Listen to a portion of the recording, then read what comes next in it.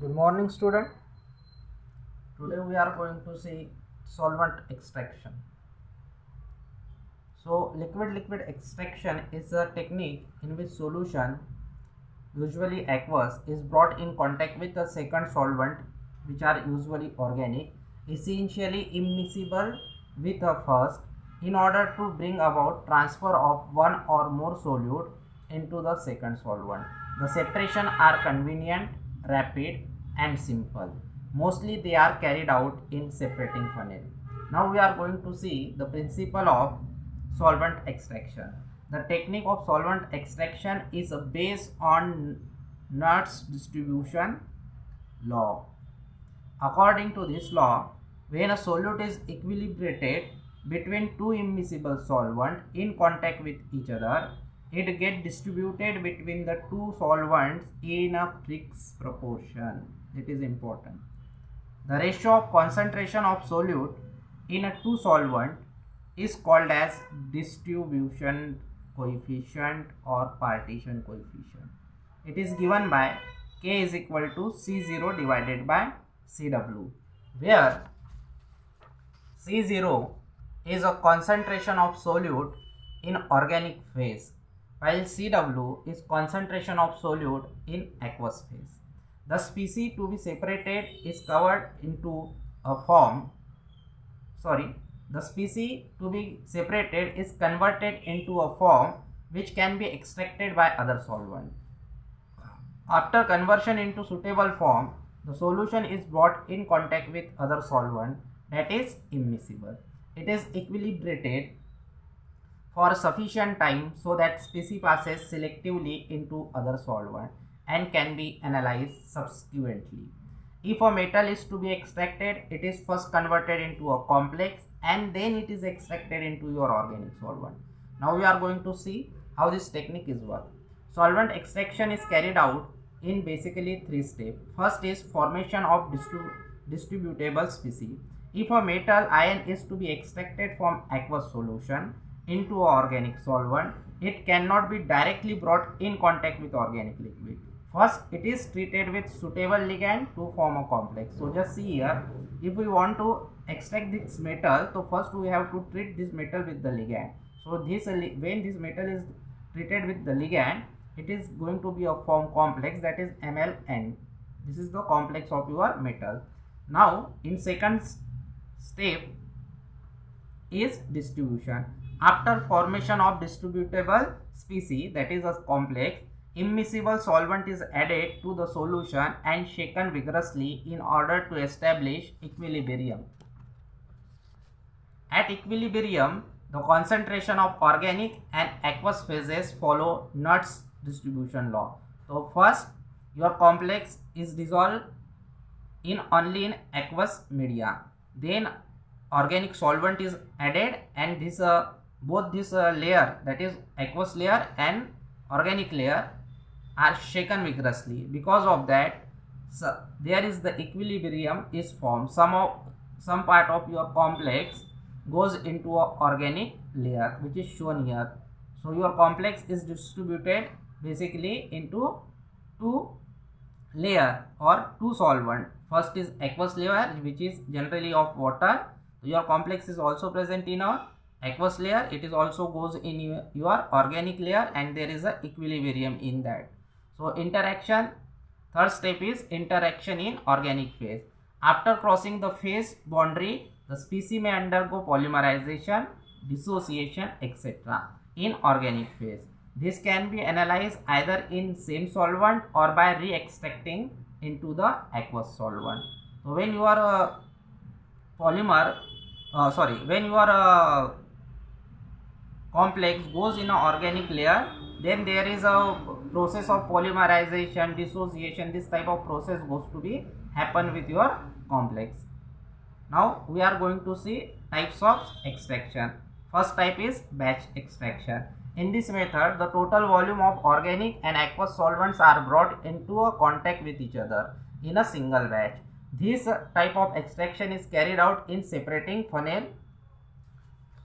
So just see here, in this funnel, basically aqueous solvent, that is water, and organic solvent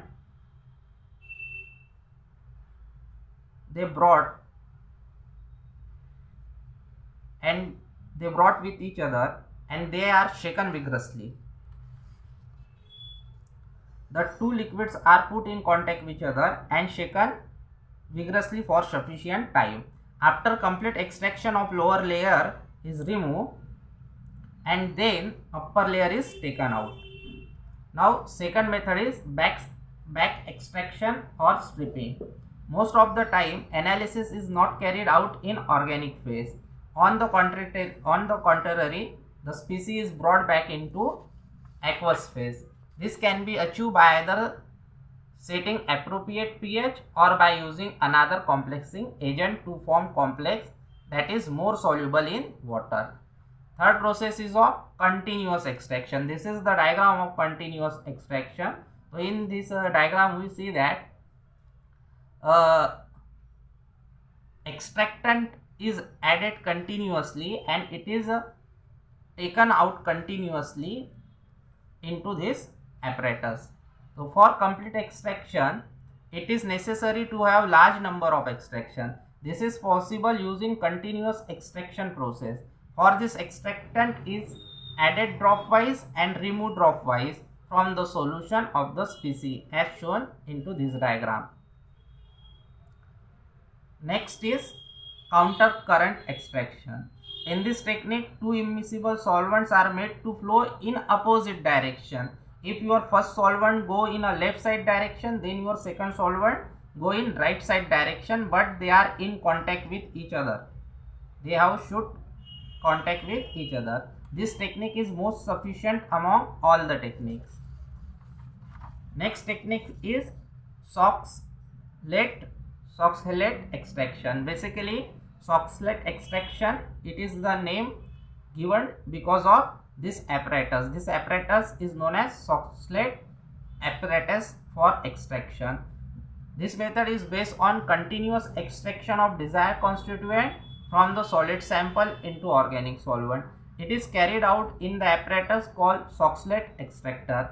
With this experiment, extraction can be continued up to 8 to 10 hours without break. So your Soxhlet extraction apparatus is look like this. It have a RB flask. This is known as Soxhlet extractor and it is the condenser. This diagram generally asked in the exam. Students should note it. Now we have to go factors affecting extraction efficiency. Now what are the factors which affect the extraction efficiency? So first is nature of solute species. Most of the time it is the metal ion being separated using solvent extraction. It is converted into suitable chelate by adding ligand solution. Due to the formation of chelate, the solubility of species increases in organic solvent. Thus the extraction become possible. Hence any factor which enhance the solubility of your chelate increases efficiency of extraction. Such factors are higher basic strength of chelating group, soft base nature of the donating group, that is ligand, 5 or 6 member ring formation in the chelate, that reduced ring strength, resonating structure of the chelate. Next factor is nature of solvent. Which type of solvent we are going to use? It is also affect the efficiency of extraction. Generally, out of the two solvent, one is generally water, other solvent is called extractant. The choice of solvent for extraction is governed by following conditions. These conditions are very much important. It is generally asked in the exam. First is low solubility in aqueous phase. So your solvent have low solubility in aqueous phase. It have low viscosity and large density difference from the aqueous phase. High distribution ratio of the solute and low distribution ratio of undesirable impurity in extracting solvent. Easy recovery of solute for further analysis. It have low toxicity and flammability. Third point is condition of extraction. Various condition adjusts during extraction one or more component. in a mixture affect efficiency of extraction. One of these condition is pH. By proper adjustment of pH, selective extraction of desired component can be achieved.